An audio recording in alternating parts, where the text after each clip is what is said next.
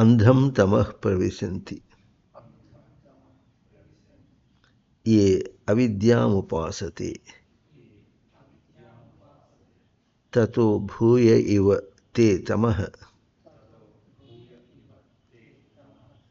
య ఓ విద్యాయాగం రతాః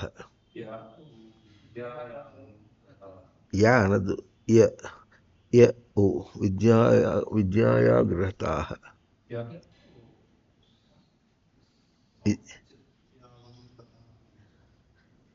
య ఓ విద్యాయాగం రతాః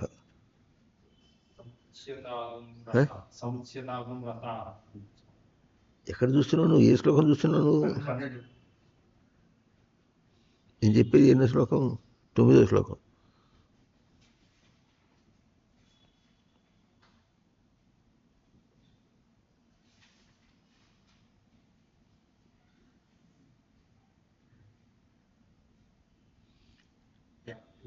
య ఓ విద్యాయాగం రతాః. మళ్ళీ యా అంటున్నారు. యా అంటే దీర్ఘం వస్తుంది. య ఓ ఓ అన్యదేవాహుర్విద్యయా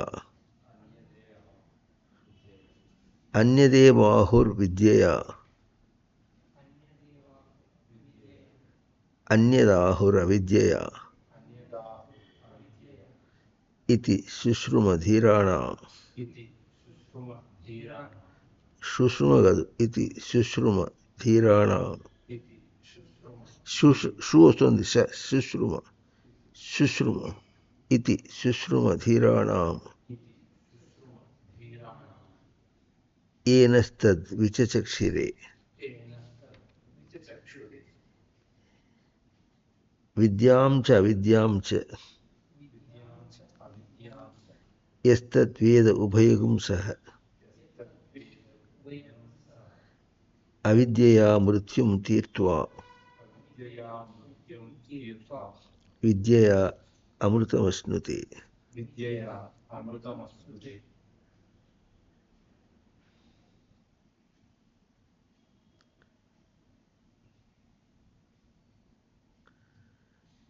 ఆ మంత్రాలని మనం చేస్తున్నాం.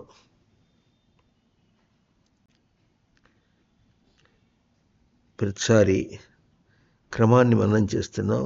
కారణం అక్కడ ఉన్నది పటత్వం అంతా కూడా ఉనికి యొక్క స్వరూపం నియామకం, అంటే దాచబడింది కాదు. నియామకం అంటే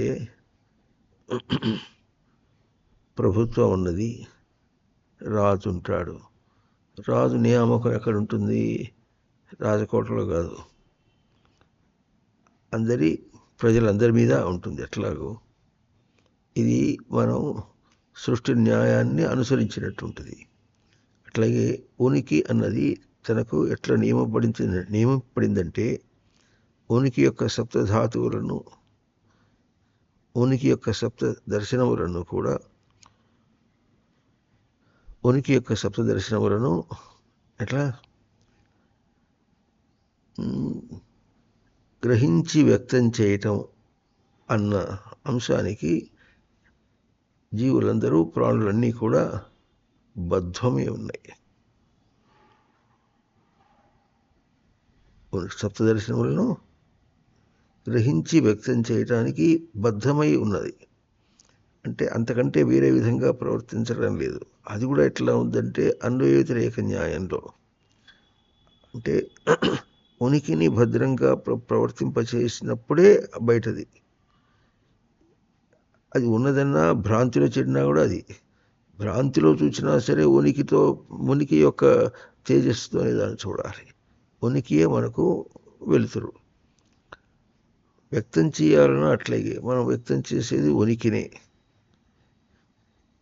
కుక్క అరిచినా, గాడిద ఒండ్ర పెట్టినా, మనం కుక్క అరిచింది, గాడిద ఒండ్ర పెట్టింది అని మనం అన్నా, అది లోపల ఉనికి యొక్క వ్యక్తీకరణయే. కష్టం వచ్చిందని మానవుడు కొట్టుకున్నా, ఏ ప్రాణి అనుకున్నా, అది ఉనికి అందలేనటువంటి స్వరూపం, అందనట్టు స్వరూపం అని అర్థం. కానీ మనకు బయటది ఏదో అందలేదని అర్థం కాదు. ఈ విధంగా తాను గ్రహించుకున్నా కూడా తాను ఉనికి యొక్క నియామకం చేత గ్రహించకున్నా ఉనికిని చేత నియమింపబడి ఉనికి యొక్క నియమంతోనే బయట ప్రవర్తిస్తున్నాడు తను గ్రహించకున్నా కూడా. ఇది తనకు అట్లా జరుగుతున్నందువల్ల విజ్ఞానంగా తనను తాను గుర్తించేటట్టుగా అది ఉనికి తనకు ఎప్పుడు కూడా తోడ్పాటుగా ఉంటుంది, వేరే విధంగా ఉండదు. ఇది నియామకం. ఈ నియామకం యొక్క ఆవాస్యం అంటే ఈ ఆవాస్యం అంటే నియమించి ఉన్నది, నివసించి ఉన్నాం మనం, దాంతో ఉన్నాం, ఆ ఆచ్ఛాదనలోనే ఉన్నాం మనం అందరం కూడా. ప్రాణులన్నీ కూడా అట్లాగే ఉన్నాయి. లేకపోతే అది ఎట్లా చేస్తున్నాము అంటే ఉనికి యొక్క గ్రహింపు వ్యక్తీకరణను మనం కర్మగా చేస్తున్నాం అన్న. కర్మ అంటే ఆచరణగా చేస్తున్నాం.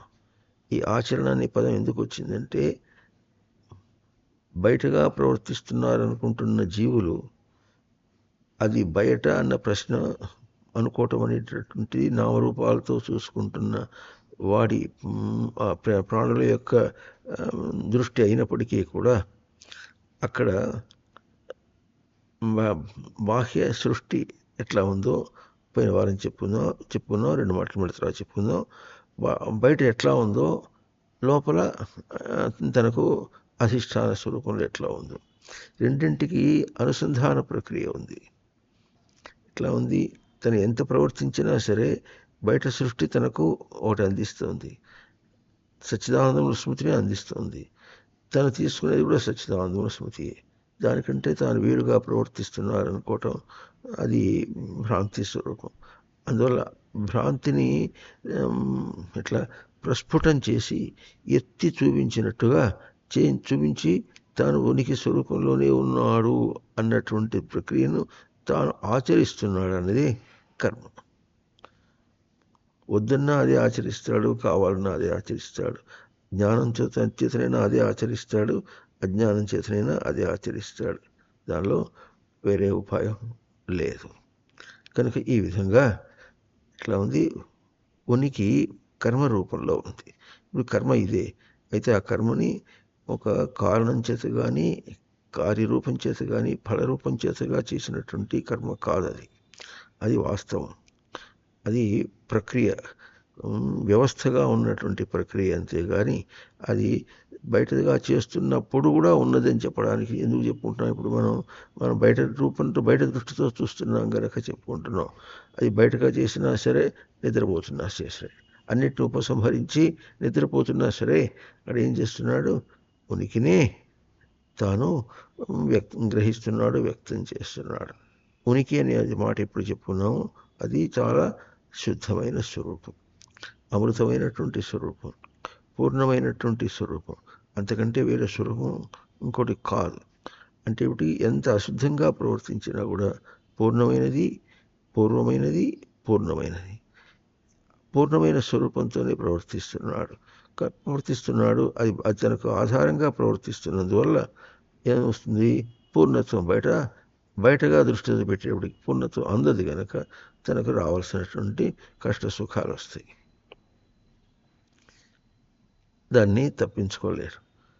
అందువల్ల ఇప్పుడు ఏమవుతుంది? ఈ ప్రక్రియలో ఎట్లా స్పష్టంగా కాకపోవటం, సురాహ అసురాహ అని పదం తీసుకొచ్చాడు. స్పష్టత లేకుండా పోతుంది తన ప్రవర్తనలో అని ఎప్పుడైతే అన్నాడో అప్పుడు ఆ స్పష్టతకు సమాధానం తనకు ఆత్మరూపంలో చూపించారు. ఆత్మరూపం అంటే మళ్ళీ ఇంకోటిగా చూడొద్దని చెప్పుకున్నాం.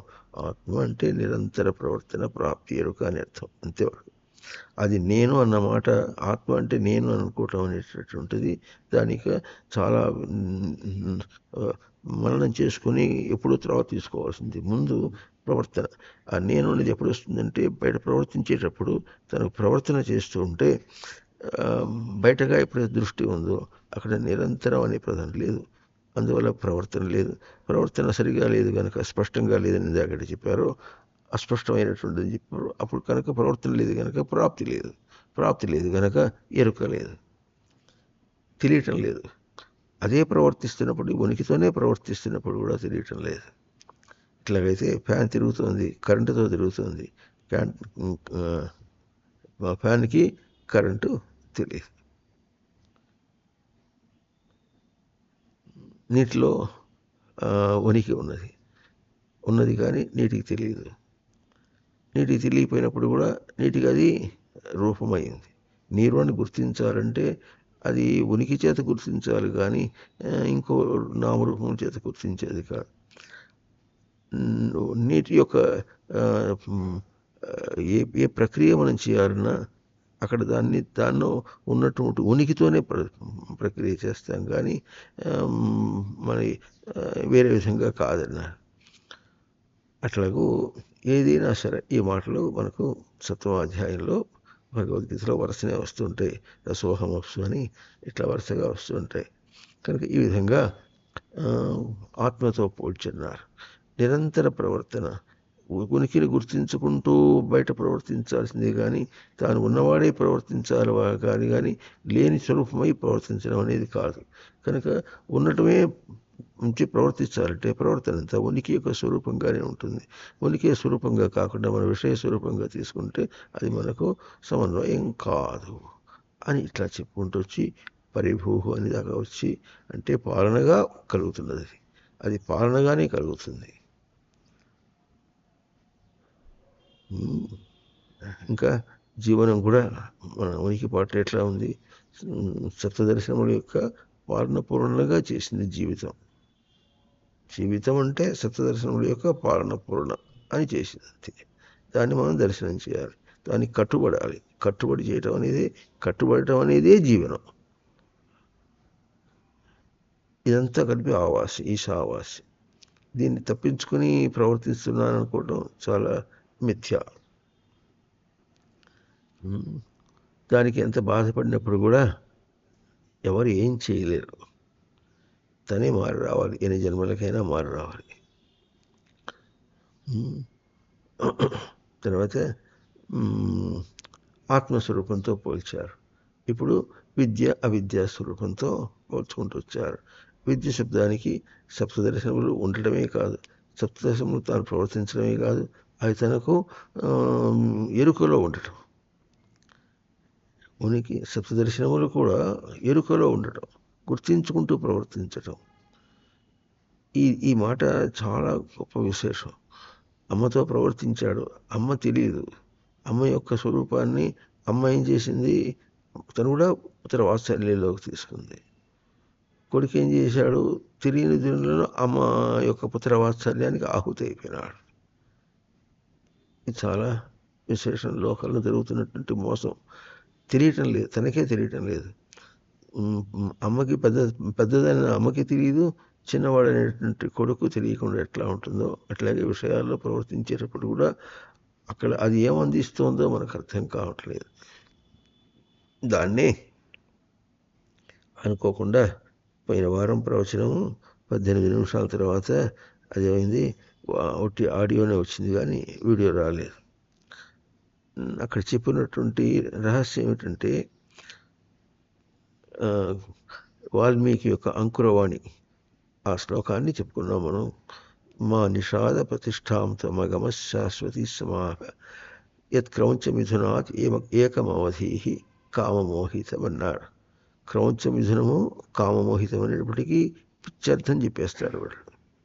క్రౌంచ శబ్దానికి చెప్పుకున్న క్రౌంచ పక్షి నీళ్ల మీద వాలుతుంది, మునగదు, తేలిపోతుంది. అది ఎట్లాగో బయట ప్రపంచం బయటది అని ఎప్పుడు అనుకుంటున్నామో అది కూడా సప్తదర్శనముల యొక్క స్వరూపమే, అది కూడా క్రౌంచమే. అంటే అది ఏ విషయంలోనూ భ్రాంతిలోనూ మునిగిపోయేది కాదు, అక్కడి నుంచి లేచిపోయి ప్రవర్తించగలిగినటువంటిది. అట్లాగే లోపల తనకున్నటువంటి తన గ్రహింపు అనే స్వరూపం ఎట్లా ఉందో అది కూడా క్రౌంచమే. అది కూడా ఎట్లా ఉంది? ఇన్ని విషయాలు అయినప్పటికీ కూడా మనకు ప్రత్యక్షంగా తెలుస్తుంది. ఇన్ని జన్మలైనా ఇన్ని విషయాలు అయినప్పటికీ కూడా తనకు నేను ఉన్నాననే గుర్తింపు అది ఏ విషయంలో కూడా మునిగిపోకుండా ఉన్నది. దాన్ని విడిచి ప్రవర్తిస్తుంది, ఎక్కడికక్కడ దాన్ని విడిచి ప్రవర్తిస్తుంది. ఇది క్రౌంచ స్వరూపం తనకు. ఇది క్రౌంచ మిథునం అన్నారు. అంటే బయట క్రౌంచ స్వరూపానికి తనకు అంటే బాహ్య సృష్టి యొక్క క్రౌంచ స్వరూపానికి గ్రాహ్య సృష్టి యొక్క క్రౌంచ స్వరూపానికి మిథున సంగమే అని కలయిక. ఎట్లా కలయిక అవుతుంది? స్నేహం చేత అవుతుంది. ఎటువంటి స్నేహం చేత అవుతుందంటే ఆ స్నేహం యొక్క కామమోహితం అనే పదం అక్కడ వేశారు. కామమునందు కూర్చుకోవటం. కామం అంటే కాంతి, వెలుగు. కాంతవ ధాతు. వెలుగుతో కూర్చుకోవటం, గుర్తించి కూర్చుకోవటం. ఎట్లా గుర్తించి కూర్చుకుంటాయంటే బయట బాహ్య సృష్టి అనేది ఎట్లా ఉంటుందంటే అది తను తాను గ్రహించుకుంటుంది, తను తాను వ్యక్తం చేసుకుంటుంది గ్యారంటీగా. కానీ అది ఎవరికి వ్యక్తం చేసుకుంటుంది అంటే తనకు తాను వ్యక్తం చేసుకోవడమే కాకుండా ఎక్కడ గ్రహింపు కావాలనో, ఎక్కడ వ్యక్తం కావాలనో వాళ్ళ గ్రహింపుకు అందించి వాళ్ళ దగ్గర గ్రహించట ఆ స్థానంలో. ఇప్పుడు మన వాళ్ళని అంటున్నాం. ఎందుకు అనుకుంటున్నాం అంటే ఈ ప్రాణులందరూ కూడా గ్రాహ్య సృష్టి స్వరూపాలన్నీ కూడా వ్యక్తిగత స్వరూపాలుగా అనుకొని అందుకోలేదన్నట్టుగా అందరైనట్టుగా ప్రవర్తిస్తున్నారు కనుక వాళ్ళతో పోల్చుకుని మనం మాట్లాడుకుంటున్నప్పుడు ఈ గ్రాహ్య సృష్టి స్వరూపాలకి అది అందించి వాళ్ళు అంటే గ్రహించుట, గ్రహింప చేయుట, వ్యక్తమవుట, వ్యక్తం అయ్యేటట్టు చేయుట, రెండు కూడా ఒకే ప్రక్రియ కనుక తన స్థానంలో తను గ్రహించి వ్యక్తం చేసుకున్నటువంటి స్వరూపం ఇంకొక గ్రహింపు వ్యక్తీకరణ అన్నటువంటి స్వరూపానికి చేరి అక్కడ గ్రహింపచేసి వ్యక్తం చేయించుకునేటట్లుగా ప్రవర్తించేది ఏది ఉంటుందో ఇది కామం. కనుక ఏం చేస్తుంది? అట్లా చేయటం కోసం అని బయటది ఏం చేస్తుంది? ఎక్కడ కావాలనో అక్కడ దాన్ని ఆశ్రయిస్తుంది. అంటే ఇప్పుడు మనం చెప్పుకున్న జీవుల్ని ఆశ్రయిస్తుంది. ఎందుకు? వాళ్ళ చేత గ్రహింప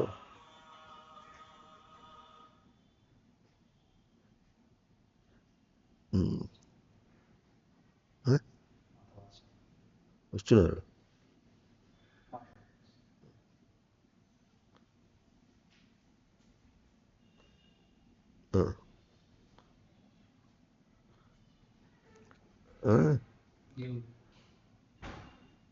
జీవులకి ఎట్లా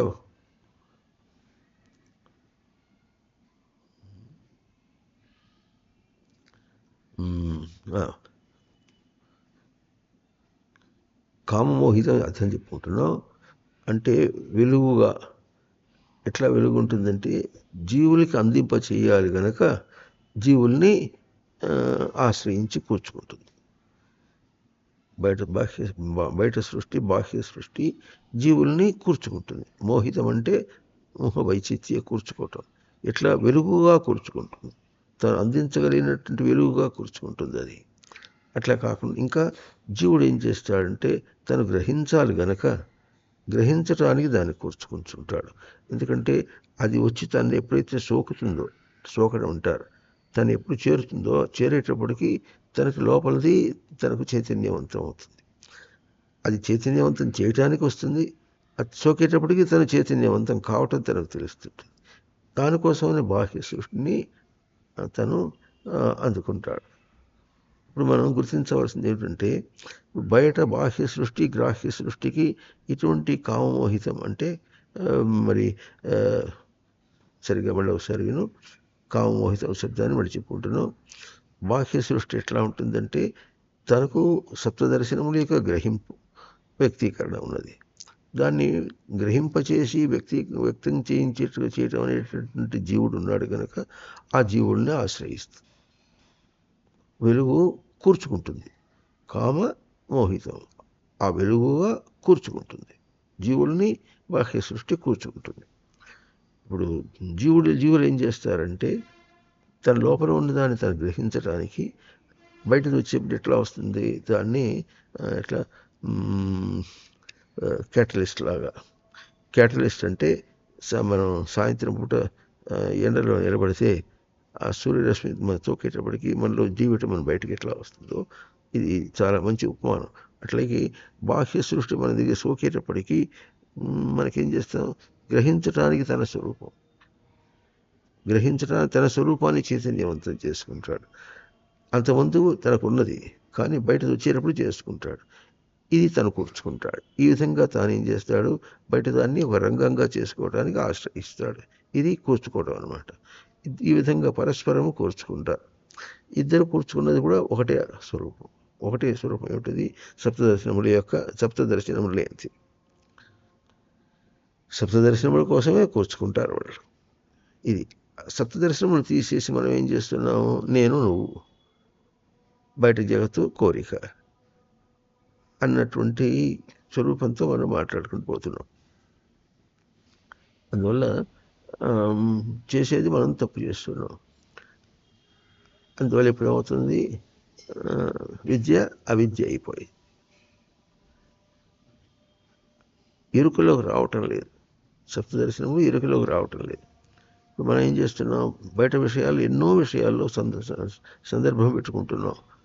ఏం చెప్పుకున్నాం? అవన్నీ తనకు రంగస్థలములు. దానిలో ప్రవర్తించేటప్పుడు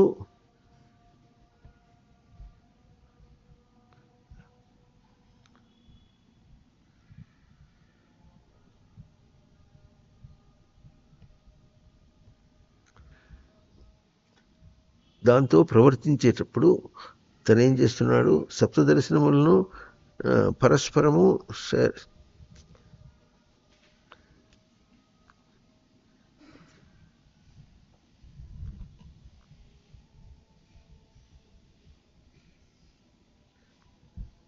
మధ్యకు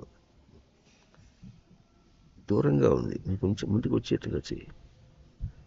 ఇప్పుడు చెప్పేది ఇట్లా.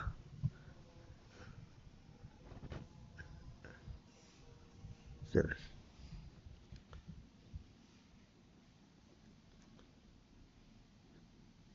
ఇది పరస్పర భావం. ఎవరో ఒకళ్ళు చేస్తున్నారని అర్థం కాదు. ఇప్పుడు దీనికి మనం ఏం చేస్తున్నామంటే బయట విషయ రూపంలో మనం కూర్చుకుంటున్నాం అనుకుంటున్నాం. విషయ రూపంలో ఎందుకు కూర్చునేది ఎవరు? తానే. ఎందుకు కూర్చుకున్నాడు తాను? తన సప్తదర్శనములను అది వచ్చి గిల్లిపోవడము, లేక అది సోకేటప్పటికీ మనకు తన సప్తదర్శనములు తనకు లోపల ఇట్లా వికాసం కావాలి. అందుకోసం కూర్చుకుంటున్నాడు. తానేమనుకుంటున్నాడు? బయటను భోగించాలనుకుంటున్నాడు. భోగించడం అంటే భుజ పాలనాభ్యవహారయో, పాలన చేయటం అని, పాలన చేసి తీసుకోవటం అని. ఈ పాలన చేసి తీసుకోవడం అనేది చేతకాక పాలన లేకుండా తీసుకుంటే, అంటే జీవన విధానము మనం ఏమనుకుంటున్నామంటే బయట దాంతో సంబంధం పెట్టుకొని దాన్నే కూర్చుకొని దానిలోనే బతకాలని ఇట్లా అనుకుంటున్నాం. అట్లాగే దేహంతో ఉండాలని, దేహంతో బతకాలని ఇట్లా అనుకుంటున్నాం మనం. ఈ విషయం ఇది కాదు. అక్కడ జరుగుతున్నది కూడా ఇదే. అందుకే చెప్పిన 84 లక్షల జీవరాశి గర్భాల్లో అన్ని దేహాల్లో కూడా ప్రయత్నం చేసి అది కాదని వదిలిపెట్టి వచ్చాడు. అంటే ఇప్పుడు ఇంతవరకు ఎన్ని జన్మలు ఎత్తాలో అన్ని జన్మల్లో కూడా అది కాదని రుజువు చేసుకొచ్చాడు. ఇంకెన్ని మాట రుజువు చేస్తావు? మానవ జన్మ ఎత్తిన తర్వాత కాదా? తెలియదు. చేత కాకపోతే ఏమవుతుంది? మనం ఎన్నో వ్యవహారం చేస్తుంటాం బయట.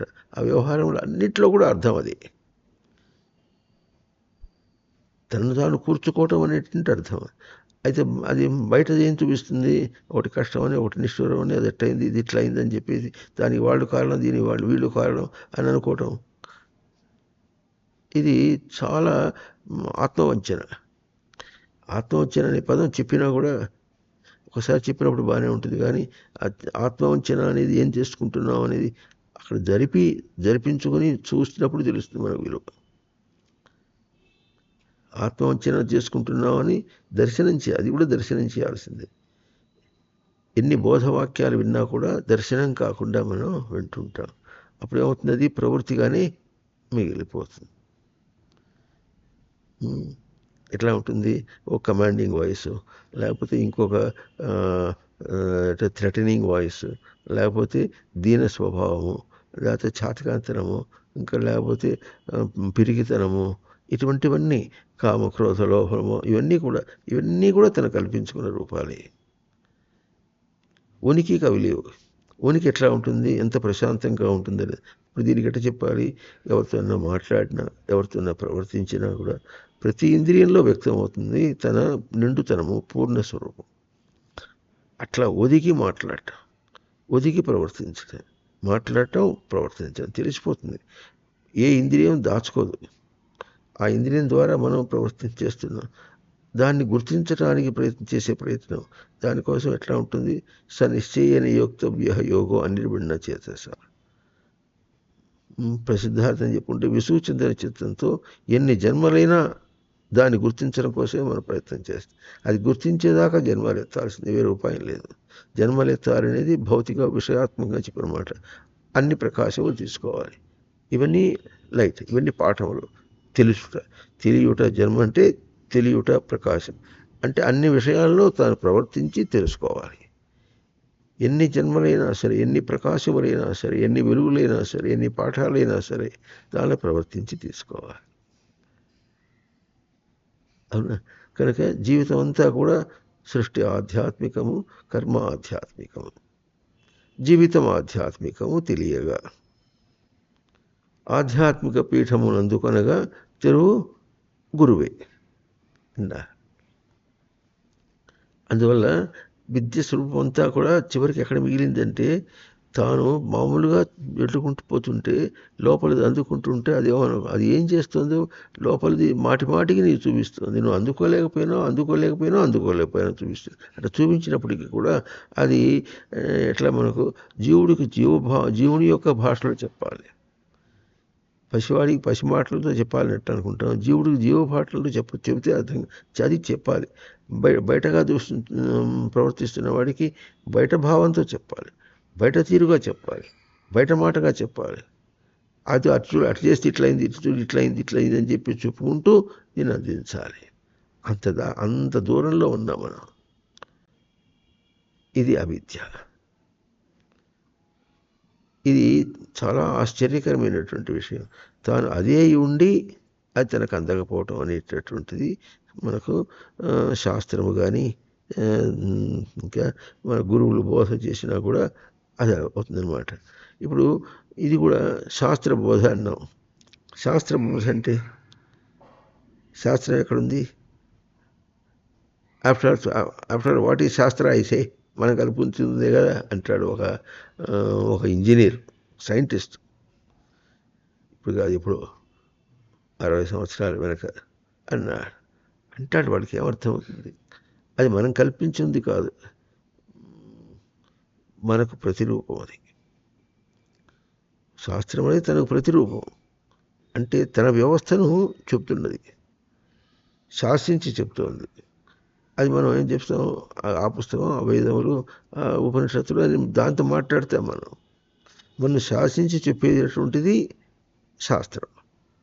ఎట్లా శాసిస్తుంది? ఇందా చెప్పినట్టుగా సప్తదర్శనములను బద్ధుడవై ఉన్నావు అని ఎట్లా శాసించి చూపిస్తుంది? నిత్యము చూపిస్తుంది. అంటే ఎక్కడ ప్రవర్తించినప్పుడు కూడా నేనేమవుతున్నా చూసుకోవాలి. నువ్వు పోల్చుకుంటున్నావు చూడు. అది కష్టం అని తెలియాలి అంటే అది కష్టం నీగడ తెలుస్తుంది. దానికి అతీతమైనటువంటి స్వరూపం తానైతే తెలుస్తుంది. అది తనకది దృశ్య రూపము, తాను దర్శన స్వరూపం. దర్శించేవాడుగా దాన్ని చూస్తాడు. చూసి తనదిగా చేసుకోవాలి. ఆ తేడా చూడాలి. ఆ తేడా చూడటం కోసమనే అది మనకు ప్రతి విషయాన్ని. అందుకనే మనకేదో కోరికలు ఉన్నాయి, ఎక్కడికో పోతున్నాం, దానికోసం వెళుతున్నాం అని అన్నమాట. ఇది దాంతో పోల్చి కాదు. దాంతో ప్రవర్తిస్తే తనకు దాంతో ఎందుకు పోతాడు? అక్కడ తనకు తక్కువగా ఉంది, లోటు ఉంది, అక్కడికి పోతాడు. ఇది గ్యారంటీగా నువ్వు పో అని తన ప్రమాణమే తీసుకెళ్తుంది. తన ప్రమాణం ఎందుకు తీసుకెళ్తుంది? అక్కడ కామమోహితం, అక్కడ ప్రకాశంతో దాన్ని ప్రకాశంతో కూర్చుకో అని చెప్తుంది. చెబుతున్నటువంటి దాన్ని ఆ విధంగా తీసుకోవటం అనేది చేత కావటం లేదు. దాన్ని ప్రకాశంగా కూర్చుకోవడానికి చేసినందువల్ల అది కామమైంది. దాన్ని మన తెలుగులో కోరిక అంటే, అందుకని కామ శబ్దానికి, కాంతవ శబ్దానికి వెలుగు అని కోరిక అని అర్థం కూడా. కామక్రోధ లోహమోహమోత్సవాలు అంటే వెలుగు ప్రసిద్ధార్థంతోనే కోరిక అని అర్థం కూడా చెప్పారు. ఎటువంటి కోరిక? కోరికకు క్రోధమోహ మదమత్సరములు 5 కూడా దానికి కూర్చేటట్టుగా, కూడి వచ్చేటట్టుగా కలుపుకొని ఇంకా అహంకారం అన్నీ కలుపుకునేటట్లుగా వస్తుంది. ఎందుకు వస్తుంది? అవన్నీ కూడా తన స్వరూపమే. తన వెలుగు తనకు అందకపోవటం, అది అందకపోతే కోపం వచ్చింది. అందకపోతే కోపం రావటం కాదు, అందకపోతే అందేటట్టుగా ప్రయత్నం చేయాలనేది కాకుండా అది కోపం ఎందుకు వస్తుందంటే అది తనకంటే వేరుగా స్వరూపంగా చూశాడు కనుక. అవుతుందా? ఒక విషయాన్ని మనం ప్రసిద్ధార్థంగా కోరామనుకోండి, ఆ కోరింది మనకు దక్కటంలే, ఆశ తీరటం లేదు, కోరిక దక్కడం లేదు. దక్కనందువల్ల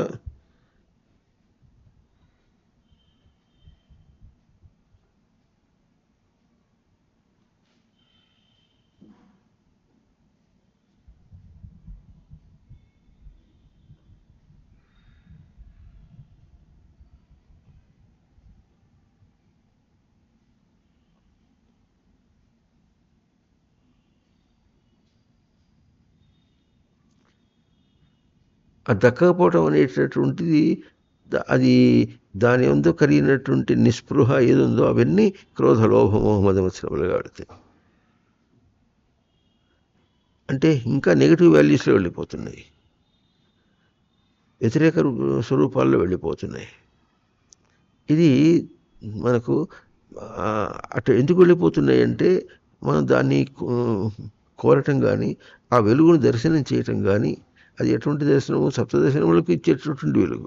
ఆ వెలుగును దర్శనం చేయటం అనేటటువంటిది ఆ వెలుగు రూపంలో కాకుండా వేరే రూపం. వేరే అంటే వేరే అనే దానికి స్వరూపం ఏమిటి? లేదు, స్వరూపం అనేది లేదు. కానీ ఉన్నట్లుగా, ఎంత ఉన్నట్టుగా మనం ప్రవర్తిస్తున్నామంటే చాలా విశేషంగా ఉన్నట్టుగా ప్రవర్తిస్తున్నాం. అక్కడ వచ్చింది బయట వ్యవస్థ, దాన్ని జీవన వ్యవస్థ అని. దాన్ని సర్దుకోవడానికి అక్కడికక్కడే సర్దుకోవడం ప్రయత్నం చేస్తాడు కానీ దాన్ని ప్రమాణంగా తీసుకుని ప్రవర్తించడం అనేటటువంటిది అందటం లేదు. అది అందనంత వరకు అది అవిద్య. ప్రమాణంతో తీసుకొని, ప్రమాణం ఎక్కడ ఉండాలంటే అక్కడికక్కడే తను ఏదైనా వేరే విధంగా వెళితే అదంతా చివరికి తనకు ప్రవృత్తి రూపంలో వచ్చేస్తుంది. ఆ ప్రవృత్తి రూపంలో వచ్చేటప్పటికి ప్రవృత్తిని తాను ఆ ప్రవృత్తి రూపంగా అనుభవిస్తున్నాడు. ఎట్లా అనుభవిస్తున్నాడు? ఉనికి కంటే వ్యతిరేకంగా, ప్రవృత్తిని ఉనికి కంటే వ్యతిరేకంగా ప్రవర్తిస్తున్నాడు. ఎప్పుడైతే బాధ కలిగిందో, వ్యతిరేకంగా అనుభవిస్తున్నాడో అక్కడ గుర్తించేటప్పటికీ తన ప్రవర్తన వేరే అయిపోయిందని చెప్పేసి ఆగి తను ఆగితే విషయం ఆగిపోతుంది. విషయం ఆగిపోతే దానికి ఏదో కొంపలు ముడిపోయినట్టుగా ప్రవర్తిస్తాడు. తను ఆగిపోయి సవరించుకోవడానికి ఎంత అవుతుంది కనుక, ఎంత ఉంటుంది? ఆకలి వేస్తే ఏం చేస్తాడు? దాహం వేస్తే ఏం చేస్తాడు? ఆగి మంచినీళ్ళు తాగుతాడు. మంచినీళ్ళు తాగేటప్పటికి దప్పికి తీరింది పని చేస్తాడు. ఆ ఆగాలంటే అందుకనే కామక్రోధోద్భవం వేగమన్నాడు, ప్రవృత్తి వేగమన్నాడు.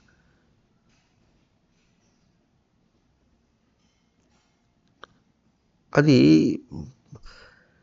పరిగెత్తిస్తుంది. ఆ పరిగెత్తించడం అనేటటువంటిది మనకు ఎప్పుడూ తెలుస్తూనే ఉంటుంది.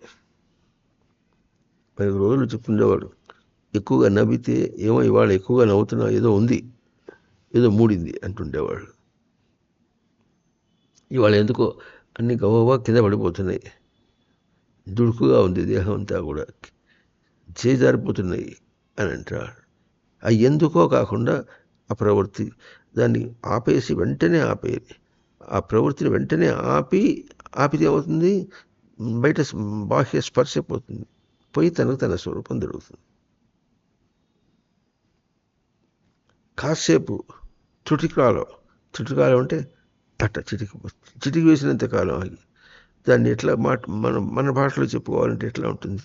ఏదో గోలగా ఉంది, ఒక్కసారి ఆగి కాసేపు కళ్ళు మూసుకొని, దానికి ఇంకో విషయం కూడా చెప్తాను చూడండి. దేహం యొక్క పరిస్థితి కూడా ఉంటుంది. మనం ఏదో తింటూ ఉంటాం, అది ఏదో అవుతుంది, నాలుగు పూచిందనో లేకపోతే అదేందనో ఇంకోటి వద్దో మనకు తెలిసిపోతుంటుంది. దానికి అన్నిటికీ ఒకటే విశేషం, దేహానికి కావాల్సింది శ్వాస. కాసేపు కళ్ళు మూసిన, కాసేపు మంచిని తాగి కళ్ళు మూసిన ఒక్కసారి శ్వాస పీల్చుకో. శ్వాస అంత ఉందో లేదు చూడు, తెలుస్తుంది నీకు. ఈ మాట శ్వాస విషయం ఈ ఉపనిషత్తులో చివరికి వస్తుంది. శ్వాస అందుందో లేదు చూడు. శ్వాస ఎట్లా అందినప్పుడు ఎంత ప్రశాంతంగా ఉంటుంది చూడాలి. ఎంత లేచి రోగం వచ్చినా సరే శ్వాస అందేటప్పటికీ అప్పటికప్పుడు దాని యొక్క ప్రభావం నుంచి తను తప్పించుకోగలడు వెంటనే. అది అజీర్ణ రోగమైనా సరే, వేడి అయినా సరే, చెప్తారే ఉష్ణ పైత్యవాతములు అని. ఉష్ణ పైత్యవాతములు 3 అన్ని ఏదైనా సరే ఆగు, విషయంలోకి పోకు,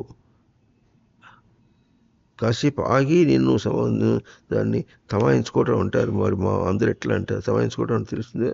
తమాయించుకోవటం అంటే తను నిగ్రహించుకోవటం. నిగ్రహించుకునేటప్పుడు ఆగు, తొందరపడితే ఎట్లా? దేనికోసం పరిగెత్తాలి? ఉండదు దానికోసం. తర్వాత ఏం పరిగెత్తినా దానికోసమే కాదు. పరిగెత్తినా దానికోసమైతే ఆగినా దానికోసమే. ఆ మాట తెలియాలి.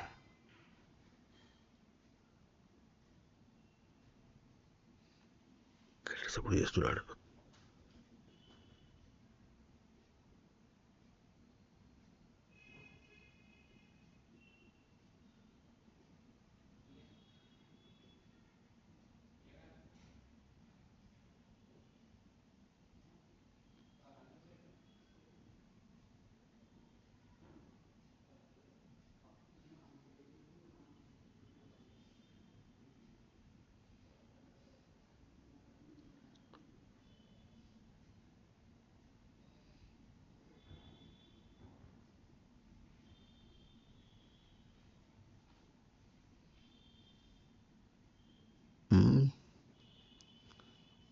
అయితే విషయం మన పరిగెత్తించింది అంటారు.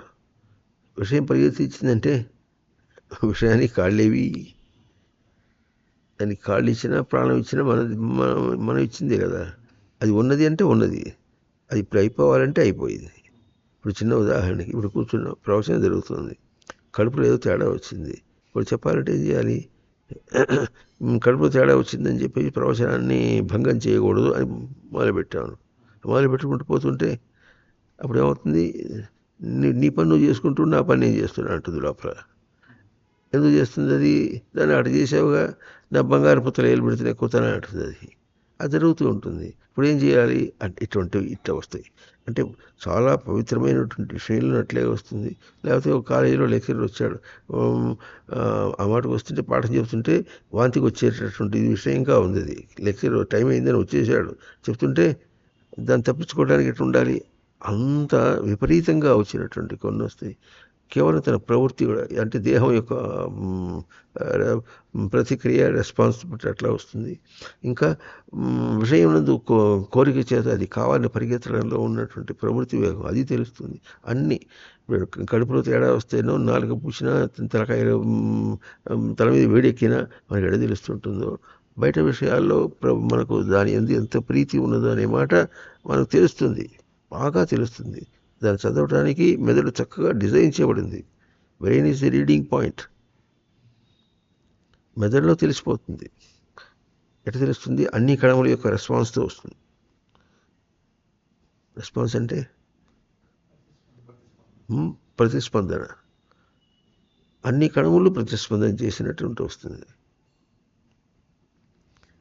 అవునా? కనుక ఇప్పుడు మనం గుర్తించవలసిన విశేషం ఏమిటంటే, ఇప్పుడు వీటికన్నిటికీ కూడా తనకు ఆధ్యాత్మిక పీఠం అన్నప్పుడు అది ఆ ఆధ్యాత్మిక పీఠంగా గుర్తిస్తే అప్పుడు అది విద్య అవుతుంది. ఆధ్యాత్మిక పీఠం అంటే ఆత్మ, అది ఆత్మ. ఆత్మ అంటే ఏం చెప్పాను? నిరంతరంగా ఉండాలి. తనకు నిరంతరంగా క్షణం కూడా పోగొట్టుకోవడానికి అవకాశం లేకుండా ఉంది. తన ప్రశాంతతని, తను చెదిరిపోకుండా ఉండటాన్ని, పోగొట్టుకోకుండా ఉండటానికి ఒక క్షణం కూడా తీరిక లేదు. పోగొట్టుకోకుండా ఉండొచ్చు అన్నటువంటి విధంగా తాను డిజైన్ చేయబడింది. యంత్రారూఢాని మాయేహ అని మనం ఎట్లా ఉన్నాం? ఒక యంత్రం మీద తిరుగుతున్నట్టుగా మనం ఉంటున్నాం. యంత్రం మీద తిరిగితే గనక బొమ్మగానే ఉంటుంది. ఇప్పుడు లేత్ మెషిన్లో చక్కెర తిరుగుతూ ఉంటుంది. ఆ తిరుగుతున్నప్పుడు అది దాని స్వరూపం దానికి అట్లాగే ఉంటుంది. అది తిరుగుతుంది, ఇంకా దేనైనా పట్టుకుంటుంది, దాన్నైనా చేస్తుంది, అది తిరుగుతూనే ఉంటుంది, అది చెదరదు. దాన్ని తిప్పినా అది చెదరదు. అట్లాగే మనం తన స్వరూపాన్ని విషయాలు పరిగెత్తించి తిప్పినా జరగదు. అదే పానీయంబులు త్రాగుచును, కుడుచును, ఏం చేసినా సరే తను చెదరవలసిన అవసరం లేదు, దేహానికేగా తను చేయించేది. ఆ మాట మనకు బాగా తెలియాలి. అది ఎప్పుడు తెలియాలంటే అక్కడ అక్కడ వస్తుంది విశేషం. అది ఆధ్యాత్మిక ఇవ్వడం. ఎక్కడ తెలియాలి? అక్కడ ప్రవర్తించేటప్పుడు తెలియాలి. ఆ కాలంలో అంటారు. ఇప్పుడు జనన కాలం అన్నారు, తర్వాత మరణకాలం. ఇప్పుడు కాల శబ్దానికి అర్థం ఏమి? జననమా, కాలమా, మరణమా అని ఎట్లా ఉంటుందో అట్లే విషయకాలం అన్నారు. విషయకాలం అంటే విషయం యొక్క టైం, గడువు, వేళ అని అర్థం. అది కాదు. ఆ వేళ అన్నా కూడా ఈ వేళన 6 శత్రువులను నీవే పారద్రోలి నిజ భక్తి చేసి దేవాది దేవ అని ఒక పాట ఉంటుంది. ఈ వేళ అంటే అక్కడ వేళ శబ్దానికి పొద్దునని కానీ మధ్యాహ్నం అని అర్థం కాదు. అంటే అట్ దట్ ఇన్స్టంట్,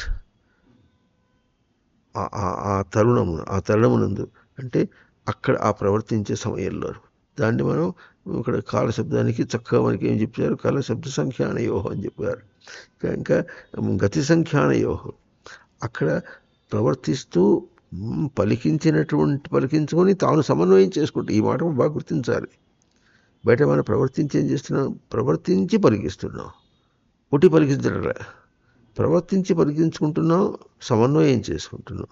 ప్రవర్తించి పలికించి సమన్వయం చేసుకుంటున్న ప్రక్రియ స్పష్టంగా తెలుస్తుంది. ఎట్లా సమన్వయం చేసుకుంటున్నాం? సమన్వయం చేసుకున్నప్పుడు మనకేం తెలుస్తుంది?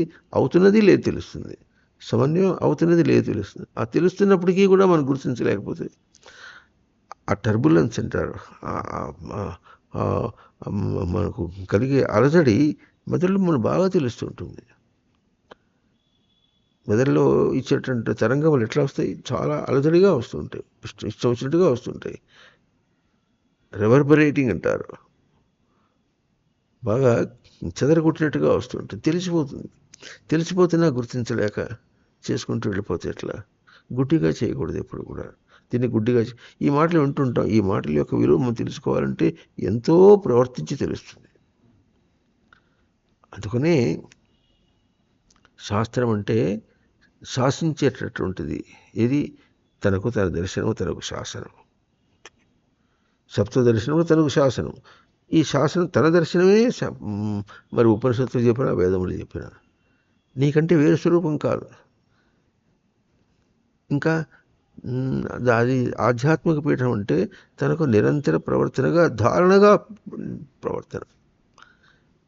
శాస్త్రవాక్కుల్ని ధారణ చేసి ప్రవర్తించుకోవడం అని శాస్త్రంతో పోల్చనుకుంటున్నాం. ముందుగా శాస్త్రం యొక్క స్వరూపాన్ని ఎట్లా గుర్తించాం? శాస్త్రం అనేటటువంటిది తనకు తన స్వరూపంగా తను శాసించుకోవాల్సినటువంటి తన స్వరూపమే ముందు. అట్లా అనుకుంటే అది తను గుర్తించకపోతే తను గుర్తించవలసిన దాన్ని, అంటే ఇప్పుడు పాఠం ఎట్లా ఉంటుంది? తను తెలుసుకొని చదివి పాస్ అవ్వాల్సిన పాఠమే అది. అది అటువంటి పాఠమే చదువుతున్నాడు. కనుక పాఠానికి స్వరూపం ఏమిటి? ముందు అక్కడ ఉన్నటువంటి కాదు, తనకు బాధ్యతగా ఇచ్చినటువంటిది. తాను చదివి తాను దాటిపోవాలి. అట్లాగే అట్లా చదివి దాటిపోయేటట్టుగా ఈ ఇంకా నిరంతరంగా నిలిపెట్టుకునేటట్టుగా ఎట్లా తను తాను శాసించుకుంటున్నాడు ముందు. ఎందుకు? సృష్టి తను రచించింది, తను తాను శాసించుకోవాలి. సృష్టి రచించింది, తను తాను శాసించుకోవాలి. ఎట్లా ఉంటుందో అట్లా ఉన్నాయి బోధవాక్యాలన్నీ కూడా. అది శాస్త్రం. అయితే శాస్త్రవాక్యం ఎట్లా ఉంటుంది?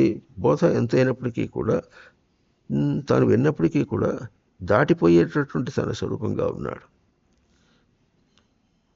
ప్రవహించే నీరు నది పోతూ ఉంటే ఏ నది ఏ సమయంలో ఎక్కడ ఉంటుంది, ఏ నీరు ఎక్కడ ఉంటుందో ఎట్లా చెప్పగలం? అది పోతూనే ఉంది. అది అట్లాగే మనం పరిగెత్తుకుంటూ వెళ్ళిపోతున్నాం. పరిగెత్తుకుంటూ వెళ్ళిపోతూ ఎట్లా గుర్తిస్తున్నాం అంటే చేత కావటం. అయితే మన శాసనమే. ఇంకో మాట చెప్పుకోమంటే తన కర్తవ్యం. శాస్త్రం వాక్యం అంటే తనకు కర్తవ్యం. తనకు కర్తవ్యంగా తాను అందుకోవలసినటువంటిది. అయితే తన కర్తవ్యంగా తాను అందుకోవటం అంటే అది బయటగా ఉంది కర్తవ్యం. ఇప్పుడు ఎట్లా ఉంటుంటే దైవం బయటగా ఉన్నాడు, దైవం అని కూడా తర్వాత వస్తుంది. స్వామి బయటగా ఉన్నాడు, తన ప్రీతి బయటగా ఉంది, తన కోరిక బయటగా ఉంది, తన తన ప్రశాంతత బయటగా ఉంది అని ఎట్లా అంటున్నాము. అట్లాగే శాస్త్రం అనేటటువంటి తనకంటే వేరుగా ఉంది అన్నమాట అబద్ధం. తన బాధ్యత వేరుగా ఉంటుందా తనకంటే? తన బాధ్యత అనే పదానికి నేను ఏ రంగంలో ఎక్కడ చూసినా సరే తన దగ్గరే ఉంటుంది. అది తను ఆచరించవలసింది. ఆచరించకపోతే బాధ్యత రహితంగా ప్రవర్తించాడని, బాధ్యతని విడిచిపెట్టాడు. కనుక తన బాధ్యత, శాస్త్రం అంటే తన బాధ్యత, తన బాధ్యతని తాను గుర్తించుకోవడం అనేటటువంటిదే శాస్త్రం. అంటే తన దగ్గర జరగవలసినటువంటి ప్రక్రియ బయటగా బోధగా వస్తుంది. తను తాను శాసించుకోవలసినటువంటిది మనకు బోధగా వస్తుంది. అప్పుడు అందుకని తన పాఠం, తను చదవలసిన పాఠం. అంతేంది. ఈ పాఠం ఉంటే వస్తుంది, చదివితే వస్తుంది కదా, అది ప్రవర్తన, అది దైవం. ఎందుకంటే తను బాధ్యతగా ప్రవర్తించాలి. ఇది ప్రవర్తనా స్వరూపం. ఈ ప్రవర్తనా స్వరూపంగానే ప్రవర్తించాలి. బోధంతా ఎట్లా ఉందంటే, ఇప్పుడు బడిలో పాఠం చదువుకుంటున్నామంటే ఏదో ఇట్లా ఎక్స్పెరిమెంటల్గా కెమికల్ ల్యాబొరేటరీలో ఆక్సిజన్ బయట తీయటమను, ఇంకోటి తీయటమను, ఆ పాఠాలు ఏవో చదువుకుంటూ పోతుంటే దాంతో మనకేం సంబంధం లేదు. కానీ ఈ పాఠాలు ఎట్లా ఉన్నాయంటే కేవలం ప్రవర్తనాత్మకమైనటువంటి పాఠములు ఇవి. చదువుతుంది ప్రవర్తనాత్మకమైన పాఠములు. కనుక ఏమవుతుంది, శాస్త్రం తర్వాత దైవం అన్నారు. ఆ పాఠం బయట బడిలో పాఠం చదివితే ఎట్లా ఉంటుంది, కాసేపు చదువుతాం, ఆ తర్వాత పరీక్షలో జ్ఞాపకం పెట్టుకుని చేసేస్తాడు, మేడం సరిగ్గా చెప్పా ఉంటాడు, మార్కులు ఇచ్చేస్తాడు, దాటేసాం, అయిపోయింది. చచ్చిపోయేటప్పుడు జ్ఞాపకం ఉన్నాయా లేదని ఎవడు అడగడు. ఆ విషయంలో ప్రవర్తించేటప్పుడు కూడా ప్రవర్తించేది ఎట్లా ఉంటుందో, దాన్ని తెలియకుండా ఎట్లా ప్రవర్తిస్తున్నాం, దాన్ని తెలియకుండా దానికి బద్ధులమై ఎట్లా ఉన్నామో, ఇదంతా చెప్పడం అనేది ప్రవర్తన, అది దైవం. కనుక శాస్త్రం యొక్క స్వరూపం మళ్ళీ చెప్పుకుంటున్నాం, తనదే పాఠంగా ఉంది కనుక, అంటే తన పాఠమే, తన పాఠాన్ని తాను చదవాలి. తాను చదవడం ఎట్లా చేయాలి, ఆ పాఠం ఎటువంటిది, ప్రవర్తనాత్మకమైంది. అందుకని అధ్యాత్మం. అది ఆత్మ అంటే నిరంతరము ధారణగా ఉన్నటువంటి దాన్ని ధారణ నిలపాలి. నిలపటమే దైవం.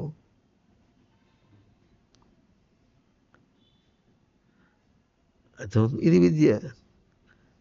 శాస్త్రం అనేది విద్య ఎట్లా అయిందో, తన పాఠమే అందువల్ల విద్య ఎట్లా అయిందో, అట్లాగే దైవం అనేది కూడా అది తన ప్రవర్తననే అక్కడ చెప్పింది కనుక మళ్ళీ తాను ప్రవర్తించడమే తను దైవం. తన ప్రవర్తనని దైవం చూపించారు. అది కూడా ఆధ్యాత్మికమే. అది కూడా ధారణగా ప్రవర్తించాలి. ధారణగా ప్రవర్తించకపోతే ఎట్లా ఉంటుంది, నీరు ప్రశాంతంగా పరిగెత్తి వెళ్ళిపోతుంది. వాడు పరిగెత్తిపోయినప్పుడు కూడా నీటి వల్ల ఒక శబ్దం వస్తుంది. కానీ ఇది నీటి వల్ల, ఇది అటువంటి నీరు కాదు, ప్రవాహం శబ్దానికి. అందులో ప్రవాహం అనే దానికి ఇట్లా చూపించుకుంటూ వచ్చినాం. ఆ మాటకు వస్తే ప్రవాహ శబ్దానికి ప్రజితం వహతి, వహప్రాపణే.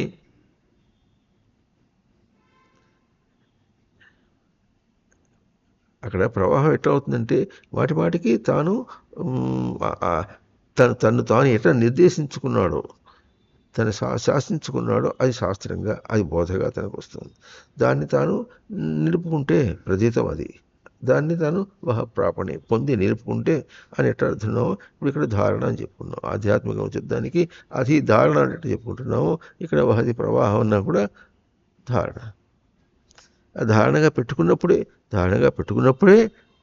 అది తన స్వరూపమే అర్థమవుతుంది. ఇది నా బాధ్యత అని తెలుస్తుంది. అట్ట కాకుండా దాన్ని అన్య విధంగాను ఈ వెలుగును కూడా ఇందాక చెప్పినట్టుగా క్రమంచ శబ్దంగా అర్థంగా కాకుండా అదేదో అది ఉంది దానివల్ల నాకు కావాలని అనుకుంటూ వెళ్ళిపోతున్నాడంటే అసలు తను అట్లా ఒకసారి ఒక్క కోరిక ఎప్పుడు పరిగెత్తినప్పుడు ఒక్కసారి ఆగిపోయి తాను ఏమైనాడను కొంచెం ఆగి చూడాలి. తన ఉనికి స్థానంలో తానేమైనాడు, కోరిక రూపం తనను ఇట్లా బంధించింది. అది కోరిక రూపంగా, అందుకనే ఆత్మకామం అన్నారు. కోరిక అనే తెలుగులో పదం చెప్పుకున్నాం, సంస్కృతంలో కోరిక అనే పదం లేదు, కామం అనే పదమే ఉంది. కాంతం అనే ప్రకాశం అనే వెలుగే అని అర్థం ఉంది. అది వెలుగు ఎట్లా ఉంటుంది, నువ్వు చూసినా చూడకపోయినా అది నిన్ను దర్శనం చేసుకోవడానికి, శోధన చేసుకోవడానికి వెలుగు.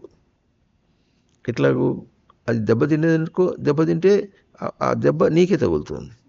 సరిగ్గా చేస్తే అది నీకే.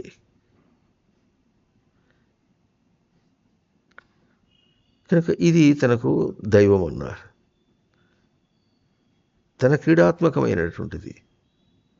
చివరికి గతి దాకా క్రీడ అన్నా గతి అన్నా ఒకటి అర్థమే. క్రీడా విజిగీష వ్యవహార ద్యుతి స్థుతి మోద మద స్వప్న కాంతి గతి. గతి అన్నా ప్రవర్తనయే, క్రీడ అన్నా ప్రవర్తనయే. అయితే ఆ క్రీడగా వచ్చి అంటే దాన్ని క్రీడగా అంటే ఇప్పుడు ఏమవుతుందంటే అభ్యాసం చేసుకుంటూ వచ్చి ఇన్ని ఆ 10 అంశముల్లో చేసుకుంటూ వచ్చి తనకు కాంతిగా విలువగా ప్రవర్తన చేస్తే, విలువగా ప్రవర్తన చేస్తే అప్పుడు అది దైవం అవుతుంది. దైవం కూడా ఆధ్యాత్మికమే. అంటే ఆ దైవం అనేది నిరంతరంగా ఉండాలి. నిరంతరంగా ఉంటూ దాన్ని ధారణగా ఉండాలి. ఇప్పుడు ఒక సర్క్యూట్ని ఒకసారి చూసుకుంటే తనకు కావాల్సింది అది. తను తాను శాసించుకునే స్వరూపమే అది అక్కడ ఉంది, శాస్త్రం చెప్తుంది. కానీ అది ఎవరో నిన్ను శాసించేది కాదు. తను తాను శాసించుకునేది శాస్త్రం చూస్తుంది. అది మామూలుగా అందేదిగా చెప్పిన పాఠాలు చదివేసి వెళ్ళిపోయినట్టు కాకుండా అది కేవలం అభ్యసించవలసినటువంటిది. శాస్త్ర బోధంతా కూడా తను అభ్యసించి తన ప్రవర్తనాత్మకంగా దర్శనం చేసి ప్రవర్తనాత్మకంగా తాను ఎదగాల్సిన వాడే. అంతేగాని ఇదో పాఠం చదివేసి పుస్తకం రాసేసింది కాదు. అంటే ఉదాహరణకి భగవద్గీత పోటీ పెట్టారనుకోండి. పోటీ పెడితే ప్రశ్నలు ఇచ్చేసారు, సమాధానం రాసేసారు, అయిపోయింది. ఓ ప్రవచనం చెప్తున్నా, అయిపోయింది కాదు. అందుకని నా కర్మణ నా ప్రజ అదేమిటి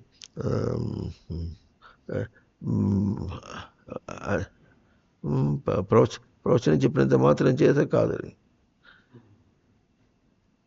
ఎందుకు చెప్తున్నారంటే అట్లా పాఠం దొల్లించేది కాదు, ప్రవర్తనాత్మకమైనటువంటిది. అసలు ఆ ప్రవర్తన తన బాధ్యత, తన గ్రహింపు, తనకు వ్యక్తీకరణ. శాస్త్రం కూడా తన గ్రహింపుని తనకే వ్యక్తం చేసుకుంటూ అప్పుడు తనకు బాధ్యత తెలుస్తుంది. దాన్ని తన గ్రహింపు, తన వ్యక్తీకరణ కానీ మాట కేవలం లోపల కాకుండా ఏదైనా చేస్తే తెలుస్తుంది. చేస్తే సరిగా నీకు అర్థమైందో లేదో తెలుస్తుంది. మళ్ళీ చెప్తే అర్థమైందో లేదో ఎట్లా తెలుస్తుందో లోకంలో అట్లాగే శాస్త్రం పాఠాలన్నీ కూడా తన ప్రవర్తన చెప్తున్నాయి కనుక ప్రవర్తించి చూసుకోవాల్సిన బాధ్యత. కనుక అది కూడా ఆధ్యాత్మికమైంది. అయితే అంత స్పష్టంగా ఉన్నప్పటికీ కూడా దాన్ని తన ప్రవర్తనగా అని కాకుండా శాస్త్రం ఎక్కడో ఉంది, దైవం ఎక్కడో ఉంది. దైవం అంటే ఎక్కడో ఏ లోకాల్లోనో ఉన్నాడు అన్నట్టుగా. మరి లోక శబ్దాన్ని అంతగా వచ్చి ఆ సంస్కృత భాష నేర్చుకున్నప్పటికీ కూడా దానికి ధాతు అర్థాలు చెప్పి పదం నిర్వచనం చేసినటువంటి వాడు కూడా తపస్సు లేకపోతే కాదు. ఇది తపస్సు అన్నారు. తపస్సు అంటే తప్పింపచేయటం, ఎండగొట్టడం. దేన్ని ఎండగొట్టాలి? దాని యందు వేరే దృష్టి, తన స్వరూపంగా, తన గ్రహింపు స్వరూపంగా కాకుండా వేరే దృష్టి వచ్చిందంటే కాదు, అది తపస్సు. కనుక శాస్త్రము తనకు తపస్సు స్వరూపం, ప్రవర్తన తనకు స్వరూపం, తపస్వరూపం. గురువు కూడా తనకు తపస్సు స్వరూపం. గురువు కూడా ఆధ్యాత్మికమే. గురువు తన దగ్గర ఎప్పుడు ఉండాలి?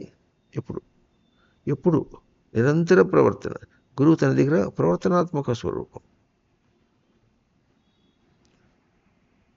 ఇంకా ప్రాప్తి స్వరూపం, ఎరుక స్వరూపం. ఇట్లా ధారణగా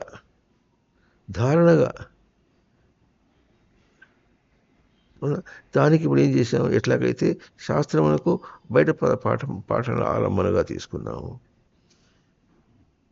దైవం అంటే బయట ఆలంబనగా తీసుకున్నాం. ఎందుకు తీసుకున్నాం అంటే అది ఒక బలహీనమే అయినా అది ఆలంబనగా తీసుకుంటే, లక్ష్యంగా తీసుకుంటే, గమ్యంగా తీసుకుంటే అప్పుడు దాన్ని అభ్యాసం చేసేప్పుడు ఏమవుతుంది? లక్ష్యంగా పెట్టుకున్నది తానే, అభ్యాసం చేసేది కూడా తానే. అప్పుడు దానిలో ఉన్నటువంటి పరివర్తన ఎవరికి జరుగుతుంది? తనకే అవుతుంది. అట్లాగే దైవం అనే పదాన్ని బయట తీసుకున్నప్పుడు దైవం అంటే ఇది ఇట్లా నిర్వచనం చేసుకుని చేసామనుకోండి, అది ఈ విధంగా నేను ఉండాలి అని అనుకున్నాడు. ఈ విధంగా తను నేను అభ్యాసం చేయాలి అనుకున్నాడు. పెట్టుకుంటే అది ఒక శాస్త్రమునకు దైవ స్వరూపం ఇచ్చాడు, ప్రవర్తనాత్మక స్వరూపం ఇచ్చాడు. ఇప్పుడు దాన్ని ప్రవర్తించాలి. ప్రవర్తిస్తే అప్పుడు తన శాస్త్రము తన దైవానికి సంబంధం ఎట్లా అయిందో అవుతుంది. ఈ మాట చెప్పేది గురువు. ఎట్లా చెప్తాడు ఆ మాట? అది నీకు గ్రహింపు. శాస్త్రము నీకు గ్రహింపే, ప్రవర్తన కూడా నీకు. శాస్త్రమును ప్రవర్తిస్తేనే నీ గ్రహింపు అవుతుంది అని చూపించినటువంటి గ్రహింపు స్వరూపం గురువు అవుతాడు. అట్లా వ్యక్తం కావటం అంటే ఎట్లా ఉంటుందో చూపిస్తారు. అన్ని విషయాలు మనం కల్పించుకుంటాం ఒకటి. అట్లా కాకుండా ఇప్పుడు మనం ఒక మఠంలో ఉన్నామంటే, గురువుని ఆశ్రయించి మనం ఉన్నామంటే ఎన్నో విషయాలు కల్పిస్తారు. కల్పించినప్పుడు దానిలో మనం వెతుక్కుంటాం. లౌకిక దృష్టితో విషయాలు కల్పించుకున్నటువంటి వాళ్ళు ఆధ్యాత్మిక దృష్టితో విషయాలు మనకు కల్పించి ఇచ్చి దీనిలో నువ్వు ఎట్లా చూసుకున్నావు అన్నటువంటి ఇచ్చినప్పుడు మనం చదిరిపోకుండా. ఎందుకు? అది తన పాఠమే, విషయాన్ని పాఠం కాదు, విషయం పాఠం కాదు, తన పాఠమే. తన పాఠం ఎటువంటిది? ప్రవర్తనా పాఠం, ప్రవర్తనాత్మకమైనటువంటి పాఠం. అది మరి చెప్పుకుంటున్నాం. బయట పాఠాలు అనేటుంటే చదివేసి రాసేస్తే మార్కులు వచ్చేసిన అయిపోయింది, తర్వాత మర్చిపోవచ్చు. ఒక ఆయన అన్నాడు, రిటైర్ అయిపోయిన తర్వాత ఇంకా చదివిన పాఠాలు మర్చిపోలే అన్నాడు. ఆయన లెక్చరర్ అన్నమాట. చదువుకున్న పాఠాలు ఇంకా మర్చిపోలే అన్నాడు. మర్చిపోవచ్చు, కంప్లైంట్ ఏం లేదు. ఇంకా దేహం గురించి మర్చిపోయినాడు, అన్నీ మర్చిపోయినాడు, భార్య పిల్లలు మర్చిపోయినాడు, అంత ఏం కంప్లైంట్ ఏం లేదు. ఎట్లా? తనను శాసించుకోవటం, తాను శాసించుకోవటం అన్నటువంటిది మర్చిపోతే అది మర్చిపోయేది కాదు. అది ఈ శాసనంలో చూపిస్తారు. తాను శాసుకోవటం తను చేస్తే ఎట్లా ఉంటుందంటే, తను ఇట్లా చేసుకుంటూ పోతూ ఉంటే అవతల వాడికి ఏమి ఇస్తాడంటే తాను శాసించుకోవటం ఇస్తాడు.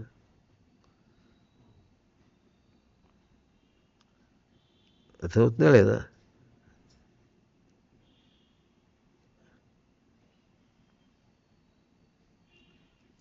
తను తినేది వాడికి పెట్టాడు, తను తింటూ తను ముద్ద పెట్టాడు అనుకో, ఇది భౌతికమైతే ఎంగిలి అవుతుంది. ఎందుకు అవుతుందంటే ఇది పెడితే ఇక్కడ వీడికి రోగం ఏమైనా ఉంటే వాడికి దారి చేస్తుంది, అది రోగం అంటే చేరుతుంది. ఇది ఎట్లా ఉంది? ఇది రోగం కాదు, ఏం కాదు. ఇది ఇట్లా షేర్ చేసుకోవడం ఎట్లా ఉంటుందంటే విషయ దృష్టి అయితే రోగం అవుతుంది. గురువు ఇచ్చేది రోగం కాదు, అది మనకు తెలియాలి.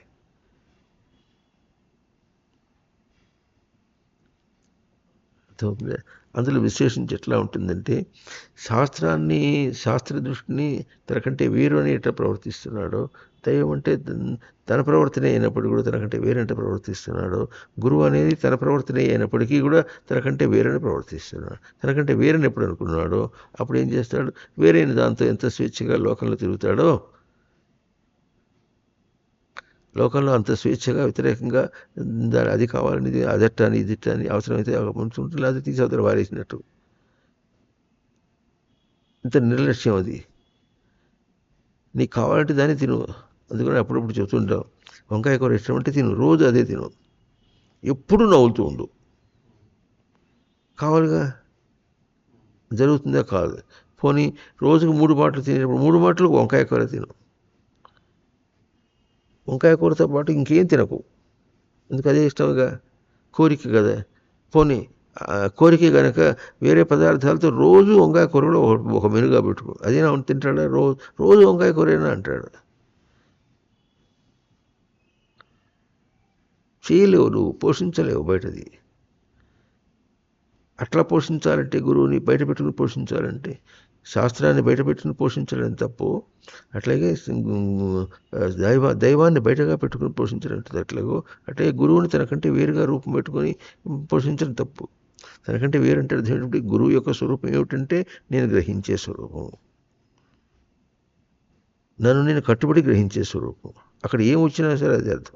శాస్త్రం ఏం పలికినా తనకు ఎట్లా అంటే అట్లాగో దైవం అని తన ప్రవర్తన బయటగా ఎంత ప్రవర్తించినా సరే ఆ ప్రవర్తన తను తాను తరచి చూసుకునేటువంటిది ఎట్లా ఉంటుందో అర్థమవుతుందా?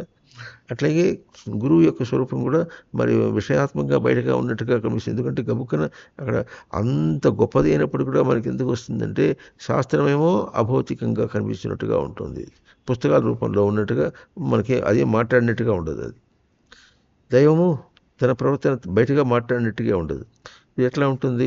తనకు దేహధారిగా ఉంటే గురువునులో ఒక దేహధారిగా అనుకొని ఆ దేహధారి కనుక ఆయనకి దేహధారి అయినటువంటి విషయాలు ఉంటాయి అనుకొని ఆ విషయాలతోనే మాట్లాడుతున్నారు అనుకొని ఒక విషయంతో ఇంకో ఇంకో ఇంకో ఇంకో ఇంకో ఇంకో విషయ స్వరూపుడైనటువంటి ఒకటితో మాట్లాడినట్టుగాను వాడితో వ్యవహరించినట్టుగా మనం వ్యవహరించినప్పటికీ అవుతుంది, గురువును దూరంగా పెట్టినట్టు అవుతుంది. ఏ గురువు దూరం పెట్టిన గురువుని ఆ గురువుని ఇప్పుడు దూరంగా పెట్టాడు, శాస్త్రాన్ని దూరం పెట్టినందుకు లేదు, ఆ శాస్త్రం అందలేట్లాగో ఈ గురువుని దూరంగా పెట్టేప్పుడు మనకు గురువు స్వరూపం అర్థం లేదు, అవగాహన కాలేదు, అందలేదు. శాస్త్రం ఎట్లా అందుతుంది? అభౌతికంగా ఎట్లా అందుతుందో దైవం కూడా ఎట్లా అభౌతికంగా అందుతుందో గురువు తనకు అభౌతికంగా అందుతాడు. అభౌతికం అంటే ఎట్లాగో తన ఉనికిని తాను వ్యక్తం గ్రహించడం అంతా తన వైపు తన పక్షమే ఉంది, అంతా తన పక్షమే ఉంటే తను వేరే పక్షంగా ప్రవర్తించడం అనేది బయటంతా తిరుగుతుంటే ఒక్కచోట ఒక్కటే చోట అది ప్రమాణంగా తీసుకొని ఒక్కచోట దానికంటే వేరే ఆ దృష్టి తీసేసి ఒక్కచోట అది ఎట్లా ఉండాలి? జన్మలకు తనకు రాకూడదు, ఆ భావన రాకూడదు. అట్లా రాకుండా ఒక్కచోట ప్రవర్తించగలిగితే అప్పుడు తను తన ప్రవర్తన తీసుకుంటాడు. తన ఆధ్యాత్మిక పీఠం అప్పుడు పూర్తి అవుతుంది. ఎందుకు అవుతుంది? గురువు ఏం చూపిస్తారు? శాస్త్రం కూడా నీ స్వరూపమే, దైవం కూడా నీ స్వరూపం, నీ ప్రవర్తనాత్మక స్వరూపమే అని చూపించినందువల్ల ఆ గ్యాప్ బ్రిడ్జ్ అయింది. దాన్ని మనం లౌకికంగా చక్కగా చూపించుకొని చెప్పుకున్నాం. ఈ రెండు భుజములు అని చెప్పుకున్నాం. దైవాన్ని శాస్త్రాన్ని పాలన చేసి తీసుకోవాలి. ఏంటి పాలన చేసి తీసుకోవాలి? ఏం పాలన చేయాలి? తన స్వరూపమే అని పాలన చేయాలి. శాస్త్రం ఎట్లా చేయాలి? తన స్వరూపమైన పాలన చేసుకోవాలి. అందువల్ల అవి రెండు భుజములేని, ఆ రెండు భుజములు కలిపి రెండింటికి సమన్వయం ఉంది. అది కోణ శబ్ద ఉపకరణయో. ఆ రెండింటినీ ఆ విధంగా పలికించి శబ్దం చేసి ఉపకరణం అంటే తనకు ప్రవర్తనాత్మకంగా రెండింటిని ఆ సమన్వయంగా తీసుకున్నాడు. ఆ రెండింటిని సమన్వయంగా తీసుకున్నప్పుడు కూడా అది దానికి రెండింటి సమన్వయము మరి మామూలుగా అయితే త్రిభుజం చూపించినప్పుడు ఇక్కడ ఏదో కలిపినట్టుగా ఉంటుంది. ఇంత భుజం ఉంటే ఇక్కడ కూడా కలిపినట్టుగా ఉంటుంది. గురువు ఏం చేస్తాడు? మూడవది చేస్తాడు. ఇది ఎట్లా, అది ఎట్లా, ఇది ఎట్లా వచ్చేటప్పుడు ఏం చేస్తాడు? ఇక్కడ ఈ కోణంతో దీన్ని కలిపాడు, ఈ కోణంతో దీన్ని కలిపాడు. ఆ రెండు కలపడం కాకుండా ఈ రెండింటిని ఎట్లా కలిపాడు? ఇప్పటికి దీనికి అది తన స్వరూపమే అని రెండింటినీ కలిపాడు. అక్కడ ఎట్లా ఉంది? ఆ శాస్త్రము, ఆ దైవం. ఇప్పుడు ఎట్లా ఉంది? అది నీదే, ఇది నీదే.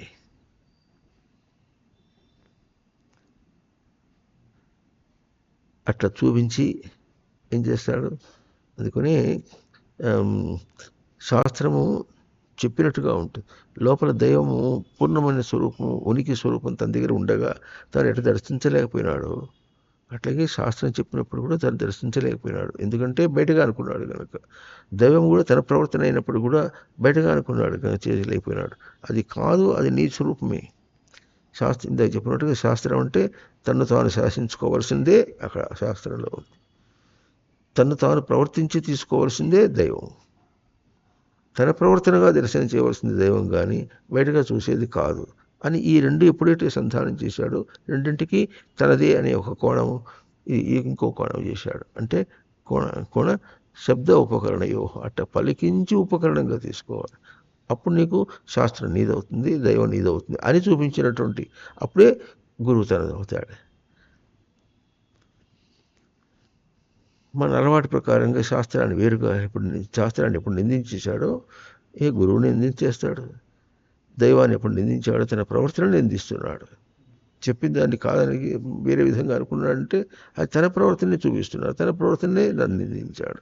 శాస్త్రాన్ని నిందించాడంటే అది తన శాస్త్రం, తన స్వరూపాన్ని నిందించావు నీవు. అదే తస్మాత్ శాస్త్రం ప్రమాణం తే కార్యాకార్య వ్యవస్థితం అని ఎట్లా చెప్పారు, అట్లాగే దైవ ప్రమాణం.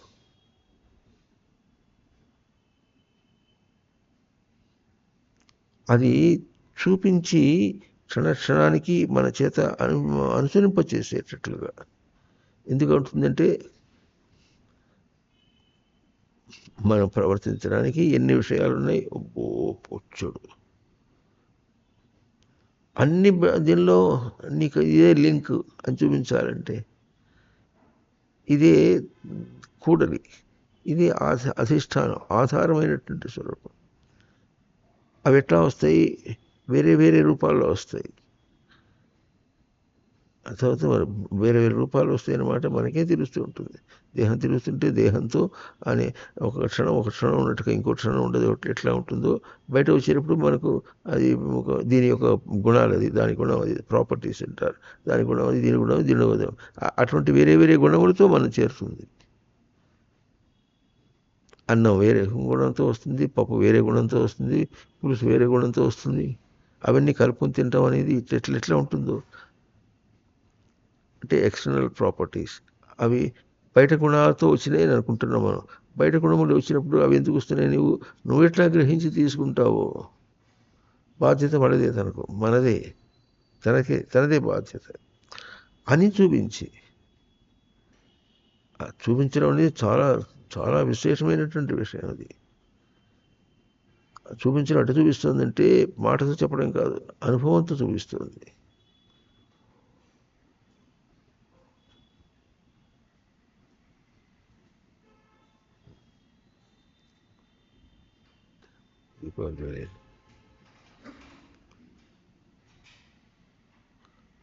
అర్థమవుతుందా?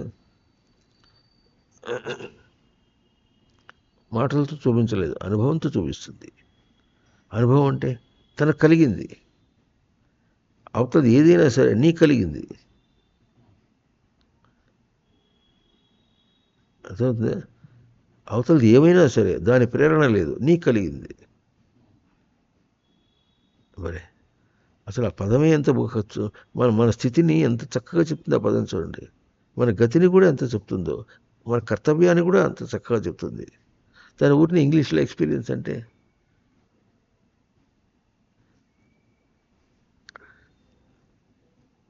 ఆ పదము ఎట్లుండాలంటే తనలో కలిగినటువంటి సంచలనం తనకు తెలిసేట్టుగా తెలియాలి. అది ఇట్లా ఎటువంటి చైతన్య రూపంతో, ఒక ఆధారంగా చైతన్య రూపంతో అది మనకు బయట గ్రహింపుగా అందేటట్లుగా. పాకం చేసామంటే అది కూడా పాకమే. పాకం చేసినప్పుడు ఎట్లా ఉంటుంది, అది దాని స్వరూపంలో ఎన్నో కలుపుకుని తర్వాత మనకు వాసన రూపంలో అందుతుంది, తర్వాత రసన రూపంలో అందుతుంది తిన్నప్పుడు, తర్వాత జీర్ణ రూపంలో అందుతుంది. అది ఎట్లా ఉంటుందో ప్రతిదీ అట్లాగే తాను దర్శనం చేసుకునేటట్టుగానే ఉండాలి.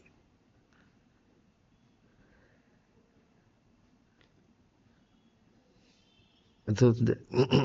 అందుకని ఏమొస్తుంది, గురువు వెన్నంటి ఉండాలి.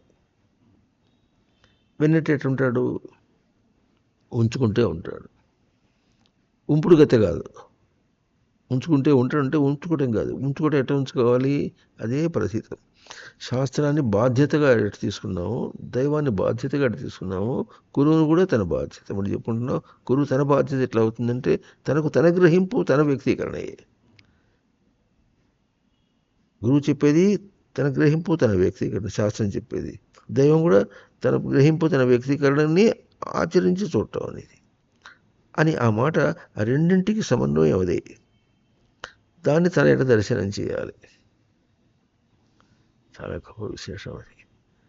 దర్శనం చేయడం అనేది ఎట్లా ఉంటుందంటే విషయాత్మకంగా వచ్చేప్పటికీ వాటిని ఏదో అనేక రూపాలతో, ప్రాపర్టీస్ అంటే భౌతికమైన ప్రాపర్టీస్ మనం చెప్పుకుంటున్నాం. మరి ఆ భౌతికమైన ప్రాపర్టీస్ అన్నప్పుడు కూడా ఎట్లా ఉంటుంది, తుమ్ము వచ్చినప్పటికీ వేరుగా ఉంది, చీవుడు వచ్చింది అది వేరుగా ఉంది, చొంగ వచ్చింది అది వేరుగా ఉంది, మరి కోతి వచ్చింది అది వేరేగా ఉంది, మరి కొండముచ్చు వచ్చింది అది వేరేగా ఉంది, కుక్కలు వచ్చినాయి అది వేరేగా ఉంది అని మనం అనుకుంటున్నాం. ఎట్లా వేరుగా ఉన్నాయి అనుకుంటున్నాము, అన్ని వేరు రూపాలని తాను దర్శనం చేసి దాన్ని తప్పించుకోగలిగినటువంటి రూపంలో వచ్చినాయి.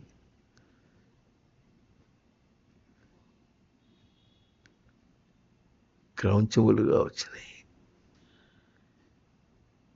అవి క్రౌంచములుగా వచ్చినాయి కానీ బంధించే రూపములుగా రాలేదు. క్రౌంచం అంటే ఏం చెప్పను, తన్ని విషయాల్లో ముంచదు.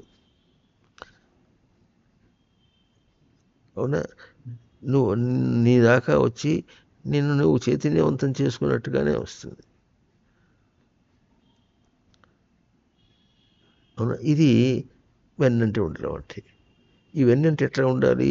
ఆ వెన్నంటి ఉండేటటువంటిది గురువు అనే మాట నీ దగ్గర నీ గ్రహింపుల దాకా వచ్చిన తర్వాత నీ వెన్నంటి ఉండాలి. వెన్నంటి అంటే తెలుస్తుంది కదా, ప్రతి చిన్న విషయంలో కూడా తనకు అది కంటిన్యూటీ రావాలి. ఇది ఇట్లా అని అది వచ్చేదాకా వెనకాల నుంచి చోచు అనేది తను వచ్చేదాకా చోచు అనేది శాస్త్రము. వచ్చేదాకా చోచు అనేది బాధ్యతగా మనం కూర్చున్నది ఉంటుంది. తన ప్రవర్తన తన ప్రవర్తనలో దర్శనం చేస్తామని గుర్తింపు చేసేటటువంటిది గురువు. అంటే అప్పటికేమవుతుంది, మూడు తన స్వరూపమే.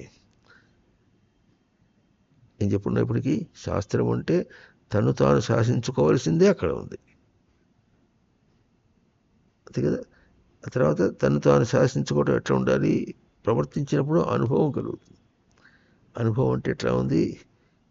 ఇంకా దేంతో ప్రవర్తన లేదు, తనకేం కలుగుతుంది తన దర్శనం తన దగ్గర చూసుకోవటం, అంతే. దైవం అది. అందువల్ల అనుభవైక వేద్యం అని, ఇంకా అనుభవంలోనే తెలుస్తుందని ఈ వాక్యాలన్నీ కూడా. అటువంటి సంధానం చేసినటువంటిది గురువు. ఆ సంధానం చేసినటువంటి గురువు అనేది బయట స్వరూపం కంటే బయట స్వరూపం ఏం చూపిస్తాడు? గురువు కూడా శాస్త్రం ఏం చూపిస్తుంది? నీ స్వరూపాన్ని చూపిస్తుంది. ప్రవర్తన ఏం చూపిస్తుంది? నీ స్వరూపాన్ని, నీ సాధన, నీ ప్రవర్తన చూపిస్తుంది. గురువు కూడా నీ సాధన, నీ ప్రవర్తన చూపిస్తాడు. అప్పుడు కదా విద్య అవుతుంది. అందుకని అప్పుడు ఏముంది? అధ్యాత్మ విద్య. అధ్యాత్మ విద్య విద్యానా అహం, అదొక విభూతి. అది అందనంత వరకు అవిద్య. ఎందుకంటే అవిద్య ఎట్లా తను బాధిస్తుందో అక్కడ కూడా అట్లాగే బాధిస్తుంది. అది బాధించడం ఎట్లా ఉంటుంది? ముందు పూర్తిగా బాధించినట్టు, అందకుండా ఉంటే, అసలేం అందకుండా ఉంటే బాధ అవుతుంది. అందుకుంటూ చేత కాకుండా చేస్తే అది బోధాత్మకంగా ఉంటుంది. బోధ దాటి సిద్ధి అటువంటి రూపాన్ని తనదే చూపిస్తుంది. తనే శాసించుకోవాల్సిన రూపమే శాస్త్రం. మాటి చెప్పుకుంటుంది తనదే. శాస్త్రం అంటే వేరేది కాదు. తన స్వరూపాన్ని తనకు బయట నుంచి తీసుకున్నాడు. ఇట్లా పాఠాలు చదివి, పాఠం ఎవరిది? తనదే. తను చదివి పాఠం ఇట్లా పాస్ కావాల్సిన వాడు ఎట్లాగో ఇది తన పాఠమే. అయితే ఆ పాఠం ఎట్లా ఉంటుంది? మర్చిపోవచ్చు. ఇది ఎట్లా ఉంటుంది? మర్చిపోయేది కాదు. ఇట్లా ప్రవర్తనాత్మకంగా చేయాలి. లోకంలో ఎట్లా ఉంటుంది? చదువుకున్న తర్వాత బయట ఉద్యోగం చేసినప్పుడు ఏం చేస్తాడు? తను ఏం చదువుకున్నాడో దాన్ని ప్రవర్తింపజేస్తాడు. దాన్ని ఉపయోగించుకొని బయట పనులు చేస్తాడు. అయితే అది మర్చిపోతాడు. దేహం మర్చిపోయిన తర్వాత నో క్వశ్చన్, దాని కంప్లైంట్ ఏం లేదు. కానీ ఇది ఎట్లా ఉంది? దేహం విడిచిపెట్టిపోయినా కూడా తన స్వరూపంగా ఉంటుంది. అందువల్ల ఈ తను శాసించే తన పాఠం, శాస్త్రం అనే పాఠం ఎట్లా ఉంటుంది? తాను శాసించుకున్నట్టుగా ఉంటుంది. తన బాధ్యతగా ఉంటుంది. కానీ తన బాధ్యతగా ఉంటుంది అంటే బాధ్యత ఎట్లా చూడాలి? ఇప్పుడు ప్రవర్తించి తీసుకోవాలి. అక్కడ దైవం అవుతుంది. ఈ బాధ్యత, ఆ రెండింటి యొక్క బాధ్యతని చక్కగా కూర్చి అది తన దగ్గరే ఉన్నది. తన స్వరూపం. శాస్త్రం తనదే అని ఎట్లా ఉందో, ప్రవర్తన తనదే ఎట్లా ఉందో అని మనకు తనదే అని దర్శింపచేసేటటువంటి ఆ గురు స్వరూపం కూడా తనదే. శాస్త్రం తనది ఎట్లాగో, దైవం ఎట్లాగో, గురువు కూడా తన స్వరూపమే. అది చూపిస్తుంది. ఎటు చూపిస్తారంటే మన విషయ ప్రవర్తనలో అనేకంగా తిరుగుతుంటాం కనుక ఎన్నో ఎట్లా మన పనికిరాని వ్యతిరేకమైనటువంటి ప్రతిస్పందనలో ఉంటాం. అవన్నీ మనం ఏం చేస్తాయి? ప్రభావితం చేస్తే దెబ్బ కొడుతూ ఉంటాయి. ఆ దెబ్బ కొట్టినప్పుడు ఎట్లా ప్రవర్తించాలో అది చూపించి వెన్నంటి ఉండేటటువంటి బయట ఆ శాస్త్రాన్ని తనదే అయినప్పటికీ కూడా దూరంగా పెట్టి ప్రవర్తిస్తే ఎట్లా అవుతుందో, తనదే అయిన దైవాన్ని దూరం పెట్టి ప్రవర్తిస్తే ఎట్లా ఉంటుందో, అట్లే తనదే అయిన గురువును కూడా దూరం పెట్టుకుని తన స్వరూపంగా అందింపచేస్తున్నటువంటిది. శాస్త్రం తనదే తొందరగా అందింపజేస్తుంటే దూరంగా పెట్టాడు. ఎట్లాగో తన ప్రవర్తన తన్నే అందింపజేస్తుంటే ప్రవర్తించడానికి ఎట్లా ఎట్లా నిలుగుతాడు మనిషి. అట్లాగే గురువు కూడా తన స్వరూపాన్ని అందిస్తున్నాడు. అంతకంటే అక్కడ మనం గ్రహించడానికి మన అర్హులం కాదు. అది ఒక్క చోట చక్కగా ప్రమాణంగా చేసుకొని పూర్ణంగా ఇంకా మిగతావి ఎక్కడెట్టు ఉంటుంది కాదు. ఇంకా ఎప్పుడు కూడా వేరే విధంగా అనుకోకుండా ఉంటే అప్పుడు శాస్త్రాన్ని వేరే విధంగా అనుకోకుండా అనేది తనకు అందుతుంది, తనదే స్వరూపం అందుతుంది. ఈ మాట ఇప్పటికి ఈ రోజున కనీసం 4-5 మాటలు చెప్పుకుని ఉంటాం. కానీ మనం బాగా గుర్తించాలి, శాస్త్రం మనదే స్వరూపం, తను శాసించి బయటపెట్టుకున్నది. దైవం తనదే స్వరూపం, తను శాసించి బయటపెట్టుకున్నది. గురువు కూడా తనదే స్వరూపం, తను శాసించి బయటపెట్టుకున్నది. తను శాసించుకున్నాడు. సాధువైన వాడు, సాధకుడైన వాడు ఏం చేస్తాడు? శాసించుకొని గురువు కట్టుబడతాడు. గురువు ఏం చేస్తాడు? శాస్త్రాన్ని కట్టుబడమంటాడు, నీ ప్రవర్తనకు కట్టుబడమంటాడు. నీ నీ నీ నీ ప్రో నీ పురోగతి అంతా కూడా నిన్ను కట్టుబడటంలో, నీ ప్రవర్తనలో కట్టుబడటంలో ఉంటుంది అని చూపిస్తాడు. దాన్ని మనం ఏం చేస్తామంటే విషయ దృష్టితో బయటకు కామం అనే మాట వచ్చేప్పటికీ ఏం చెప్పుకున్నాం? అది బయటది ఏది కూడా కాదు, అది క్రౌంచం అని చెప్పుకున్నాం. తన్ను తాను విషయాత్మకంగానే కాకుండా విషయంలో ముంచేసేది కాదు అని చెప్పుకున్నాం. అది ఎప్పుడు గుర్తిస్తావో అప్పుడు తను కూడా అట్లాగే అంటాడు. క్రౌంచమునకు మిథునము, మేధృ సంగమే. అప్పుడే సమన్వయం అవుతుంది, అనుసంధానం అవుతుంది, స్నేహం కూడా కలుగుతుంది. శాస్త్రాన్ని ఎందుకు కలుపుకుంటాం? శాస్త్రం కూడా క్రౌంచం అని చెప్పి ఎందుకు కలుపుకుంటాం అంటే శాస్త్రము తన స్వరూపమే కనుక కలుపుకుంటాడు. శాస్త్రం మోసం చేస్తుంది అనుకునేవాడు చాలామంది ఉన్నారు. శాస్త్రం తన స్వరూపం తెలుసుకుంటే అప్పుడు దాంతో అది దాన్ని ఎందుకు ఆశ్రయిస్తున్నాడు? కామమోహితం. దేనికోసం దాన్ని కూర్చుకున్నాడంటే వెలుగుగా కూర్చుకున్నాడు. కామమోహితం అంటే వెలుగుగా కూర్చుకున్నాడు, గుర్తించుకున్నాడు. అట్లాగే తను ఆచరించాలి. తన ఆచరణలోనే ఉంది శాస్త్రం అంతా. తన శాస్త్రం అంటే తాను శాసించుకునేది, తాను శాసించుకునేది తన ఆచరణలోనే ఉంది. ఇట్లా అందువల్ల అధ్యాత్మ పీఠం అవుతుంది. అప్పుడే అట్లా గుర్తించి ఈ మూడింటి సమన్వయం చేసి అంత తనదిగా ఎప్పుడు అనుకుంటాడో అప్పుడు అది విద్య అవుతుంది. అటువంటి విద్య అవుతుంది, ఆధ్యాత్మికమునకు వర్తిస్తుంది. ఆధ్యాత్మికమును వర్తిస్తే అది పరిభూహ అవుతుంది, అంటే పాలనగా తనకు కలిగినట్టు అవుతుంది. అట్టయితే అది క్రమంగా తనకి అవుతుంది, అది స్పష్టమైనటువంటిది అవుతుంది. స్పష్టమైతే అప్పుడు ఆవాస్యం, ఈశా ఆవాస్యం, అది ఉనికి స్వరూపం.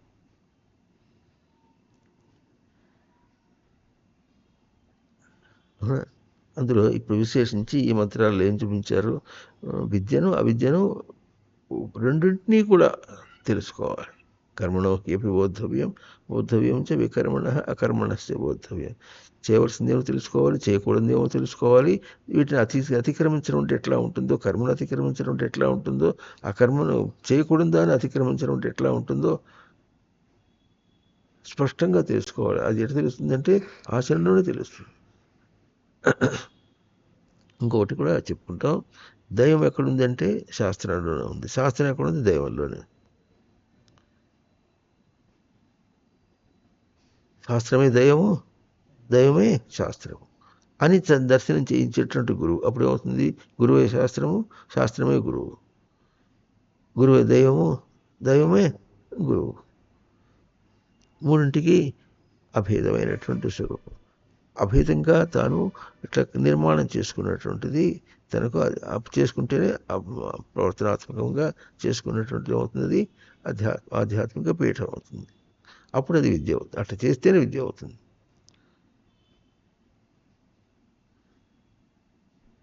అర్థమవుతుంది.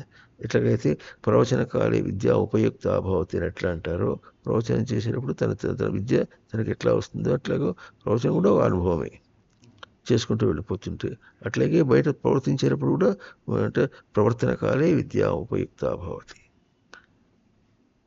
ప్రవర్తనకాలే విద్య ఉపయుక్త భవతి, ఆచరణకాలే విద్య ఉపయుక్త భవతి. ఆచరణకాలే అంటే ఆచరణను పలికించుకుంటే, ప్రవచన కాలం అంటే ప్రవచనమును పలికించుకుంటున్నాం. ప్రవర్తన కాలం అంటే ప్రవర్తన పలికించుకుంటున్నాం. అట్లాగే ఇంకా ఇప్పుడు కా కామ కామకాలి అంటే కామం అంటే వెలుగును పలికించుకుంటాం. నీకేం వెలుగు వచ్చింది ఇప్పుడు? బయట దాన్ని ఊహించినప్పుడు ఏం వెలుగు వచ్చింది నీకు? తనకు తన స్వరూపం వెలుగు తెచ్చిందా, బయటది వచ్చిందా? అవుతుంది. అన్నిటికీ తన స్వరూపమే. అన్నిటి తన వెలుగుతో చూస్తున్నాడు. తన వెలుగుతో చూసి అక్కడ సరిగ్గా గుడ్డిగా కనిపించింది అంటే తన వెలుగు గుడ్డిగా ఉంది. చెప్పక చెప్తుంది అది. ఇది మాటిమాటికి తరచి చూపించేటటువంటిది గురువు బోధాత్మకంగా చెప్పినట్టు ఉంటుందో, ఈ బోధ కూడా శాస్త్రం కూడా బోధాత్మకమే, ప్రవర్తన కూడా బోధాత్మకమే, దైవం కూడా బోధాత్మకమే. అది బోధ ఎప్పుడు అవుతుంది? తను తీసుకుంటే అవుతుంది, లేకపోతే బాధాత్మకం, అవిద్య. కనుక ఇది మాటిమాటికి ఇంత విచారణ గట్ట చెప్పుకుంటాం. విశేషణ చరతి అంటే గతి భక్షణం, ప్రవర్తించి తీసుకుంటున్నాడు. అట్లాగే శాస్త్రాన్ని ప్రవర్తించి తీసుకోవటం అనేటువంటిది, గురువుని ప్రవర్తించి తీసుకోవటం అనేటువంటిది తనకు అది ఆధ్యాత్మిక ఎట్టుగా అవుతుందంటే ప్రవర్తనలోనే తెలుస్తుంది. అప్పుడే ఈ శావాస్యం, ఉనికి యొక్క శాస్త్రం మనకు అర్థమవుతుంది.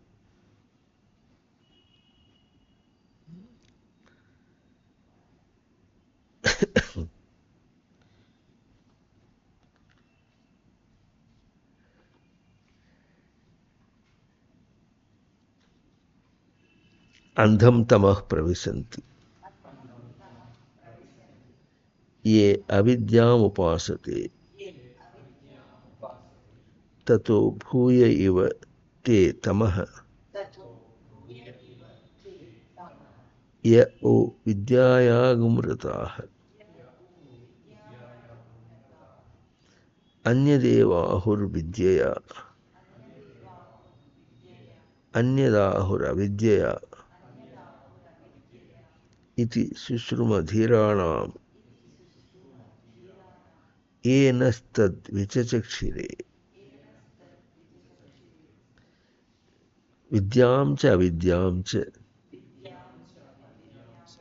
యస్తద్వేద ఉభయగం సహ అవిద్యయా మృత్యుం తీర్త్వా విద్యయా అమృతమశ్నుతే. అవునా?